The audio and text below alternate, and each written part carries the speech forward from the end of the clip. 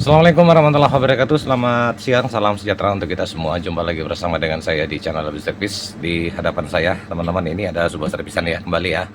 Sebuah TV LED Panasonic 32 inch ya, dengan tipenya itu saya perlihatkan langsung ya. Nah, itu tipenya, modelnya TH32D302G ya.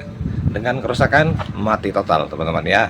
Oke, kita akan tertuju ke area lampu indikatornya. Kalau untuk jenis TV Panasonic itu biasanya pada saat dicolokkan dia lampu indikatornya berwarna merah ya, dan pada saat dia start dia akan berubah berwarna hijau. Oke, saya akan colokkan, kita lihat indikasi kerusakannya. Nah, itu teman-teman ya, indikasi kerusakan tidak ada nyala sama sekali lampu indikatornya ya, berarti dia mati total teman-teman ya. Oke, kita akan ulas dan belajar bersama-sama teman-teman kerusakan jenis TV LED Panasonic 32 inch seperti ini. Itu biasanya paling sering terjadi kerusakan di area power supply ya, dan tidak menutup kemungkinan juga kerusakan bisa terjadi di area mainboardnya ya. Oke, kalau begitu kita akan buka TV-nya. Sebelum saya lanjut, jika teman-teman suka dengan channel saya, silakan teman-teman like ya, subscribe tadi, komen, dan jangan lupa teman-teman bagikan. Oke teman-teman ya, penampakan mesin di bagian dalam seperti ini, jadi sangat kotor ya. Kita akan bersihkan dulu ya untuk mengerjakan TV seperti ini. Kalau kotor seperti ini teman-teman ya, gimana ya. Oke, saya akan bersihkan dulu untuk jenis mesinnya teman-teman, dan beserta semua bodi-bodi TV-nya kita bersihkan ya, agar kita enak dalam memperbaikinya ya. Kita akan buka dulu, dan sekalian saya akan cabut aja dulu untuk keseluruhan ya teman-teman, atau sebentar setelah saya membersihkan saya nggak cabut dulu. Hal yang pertama yang harus kita lakukan ya, ini kan TV sudah tercolok tadi teman-teman, sempat 2 kali saya colokkan ya, dan otomatis kalau misalkan dia menyimpan tegangan itu di area elko terbesar di area regulatornya. Nah, itu biasanya kerusakannya teman-teman di IC PWM-nya ya. Untuk jenis TV Panasonic paling sering sekali terjadi seperti itu teman-teman. Tapi kalau misalkan dia tidak ada menyimpan tegangan, berarti ada indikasi kerusakan di area blok primernya ya.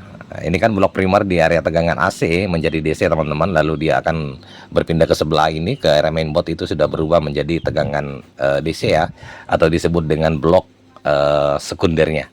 Oke, saya akan cek dulu teman-teman. Kalau tegangan ada di area regulator elko terbesar di area regulator ini ada, berarti permasalahan di area power supply-nya atau arus tegangan AC yang merubah menjadi DC itu aman ya, termasuk semua sekringnya dan dioda penyiar tegangan AC ke DC aman teman-teman ya.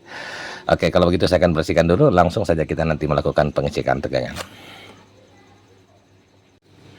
Oke, sudah saya bersihkan mesinnya teman-teman, langsung saja kita ambil apometer ya. Saya pakai apometer Sanwa saya saja ya.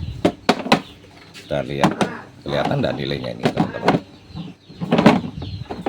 bisa ya kelihatan ya.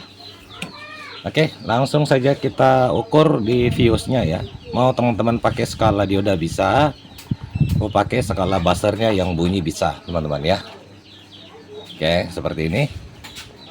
Atau saya langsung saja ya, saya paling senangnya itu teman-teman ukur langsung ke elko terbesar ya, di area regulator. Kalau dia ada tegangan menyimpan, berarti area tegangan input untuk AC yang berubah menjadi DC itu aman ya teman-teman, termasuk semua fuse-nya dan dioda penyiarannya ya, dan MOSFET juga aman ya. Tapi kalau misalkan dia tidak ada tegangan teman-teman, berarti ada indikasi kerusakan di area power supply ya, atau area primernya ya. Oke, coba ya saya ukur tegangannya untuk elko terbesar, apa dia menyimpan tegangan. Perhatikan di apometer saya. Bentar.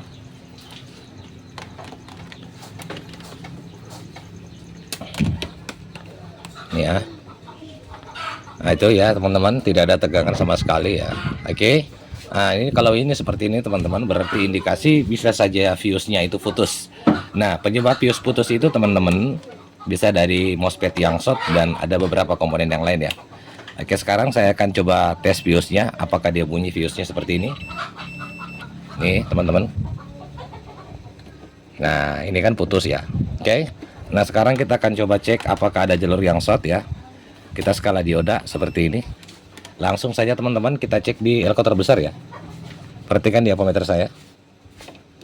Nah itu teman-teman menunjukkan nilai 000, berarti ada yang short ya, seperti ini ya. Oke, biasanya terjadi kerusakan seperti itu teman-teman ya. Nah, kita akan buka dulu mesinnya. Indikasi kerusakan bisa terjadi kerusakan di area MOSFET-nya ya. Dan kita akan menjelajah semua dulu teman-teman area power supply. Fokusnya ke area power supply ya. Saya akan cabut dulu mesinnya sekalian supaya kita enak untuk memperbaikinya. Oke, mesin saya sudah pisahkan ya teman-teman seperti ini. Terfokusnya ke area power supply ya. Power supply itu mulai dari sini teman-teman ya. Langsung masuk ke fade-nya ya. Ini ada fade di sini. Oke teman-teman ya, saya akan ambil voltmeter kembali. Kita cari yang shortnya ya.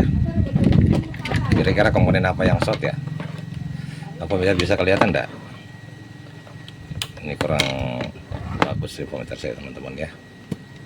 Kurang terang juga. Oke, enggak apa-apa ya, sudah jelas ya. Oke, kita skala dioda ya untuk mencari titik shortnya ya. Komponen apakah yang short ya?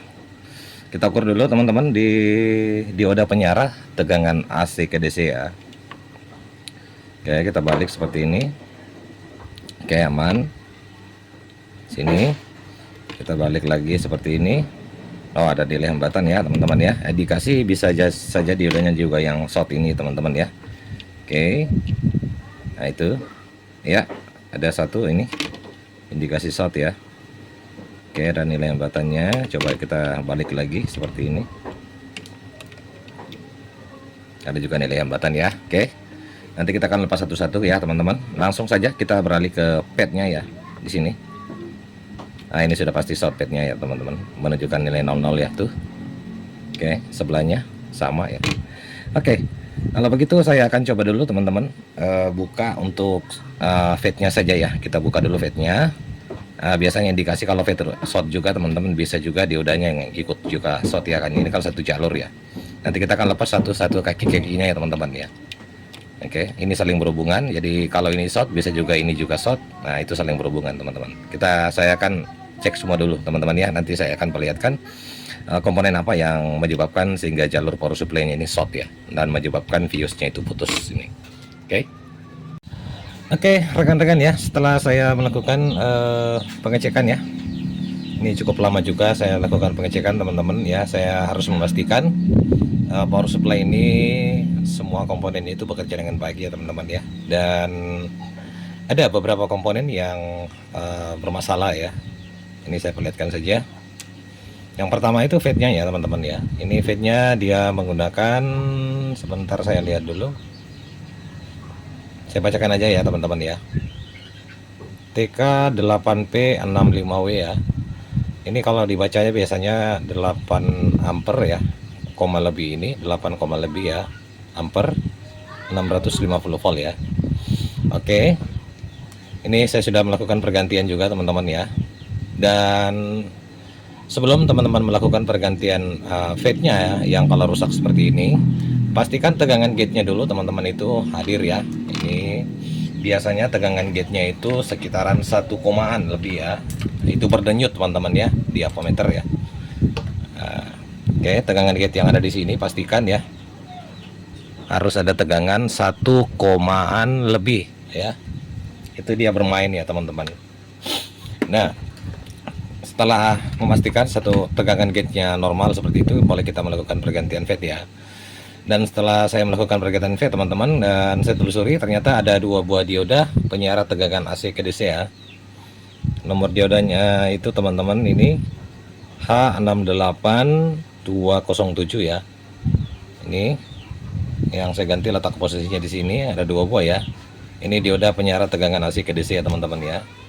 Dan setelah saya mengecek untuk area sekundernya teman-teman, itu ternyata ada juga yang short ya. Ini dioda yang menuju ke inverter backlight ya teman-teman ya. Ini dioda ini ya. Itu nomor diodanya ini SR320-630Y ya.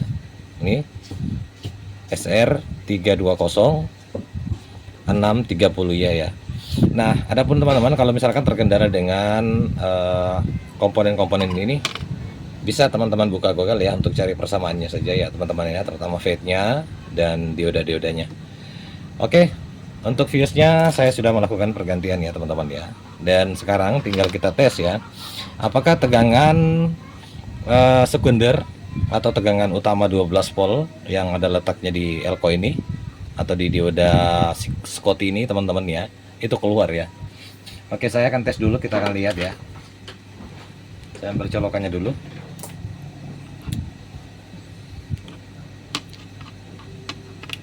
Oke, saya siapkan apometer ya untuk bisa melihat kalau tegangannya sudah keluar ya teman-teman. Tinggal kita rapikan ke TV-nya ya, lalu kita akan lihat hasilnya ya. Bisa kelihatan dah. Saya geser-geser dulu supaya nilai dari apometer saya jelas ya. Oke, kalau begitu tinggal saya nyalakan ya. Saya akan colokan ya. Kita dengan mengucapkan bismillah ya, mudah-mudahan tegangannya bisa keluar semua ya. Oke, saya colokan ya. Bismillahirrahmanirrahim. Ya, sudah ya. Kita ukur tegangannya teman-teman langsung ya. Tegangan 12 voltnya ya. Geser lagi. Ini ya. Kita ukur di sini teman-teman ya. Nah, itu keluar ya 11,9, bisa juga di dioda Scotty ini keluar ya. Terus kita ukur tegangan ke BL-nya teman-teman ya. Dioda yang short tadi ya. Ini. Nah, itu ada terukur 28 volt ya teman-teman. Oke, saya cabut ya. Oke, berarti tegangan utama sudah keluar semua teman-teman. Tinggal saya pasang ke TV-nya ya. Kita akan lihat ya apakah TV-nya mau nyala dengan normal. Teman-teman kalau sudah melakukan pengetesan seperti ini wajib ya. Ini sering kali saya bahkan pernah juga sering kesetrum ya. Elko terbesar di area regulator ini teman-teman pasti menyimpan ya. Nah, perhatikan. Nah, itu ada tegangan 300-an lebih ya. Buang dulu teman-teman ya, lalu kita pasang ke unitnya. Kita buang dengan menggunakan solder ya. Oke, saya akan buang dulu lalu saya pasang ke unitnya teman-teman. Tinggal kita melakukan pengetesan. Oke rekan-rekan, TV saya sudah rapikan ke unitnya seperti ini, cuman belum saya tutup ya. Kita lakukan pengetesan ya sebagai antisipasi saja, siapa tahu masih ada kendala ya. Oke, saya akan geser ke lampu indikator ya. Sini, perhatikan ya, saya colokan TV-nya. Bismillahirrahmanirrahim. Kita lihat, nah teman-teman ya, lampu indikatornya sudah menyala berwarna merah. Coba kita start ya. Apakah dia mau berubah berwarna hijau? Oh ya, berubah ya teman-teman ya. Oke, sudah berwarna hijau, kita tunggu apakah backlightnya menyala. Oh ya, menyala ya teman-teman ya. Ada tampilan ya. Kita naikkan. Bentar. Nah, itu ya teman-teman ya. TV-nya sudah nyala normal kembali. Cukup ya, barangkali demikian dari saya channel Labdi Service. Kalaupun teman-teman ada yang mau bertanya tentang seputaran TV LED yang kerusakan mati total di area power supply dan lain-lain, bisa teman-teman bertanya di kolom komentar ya.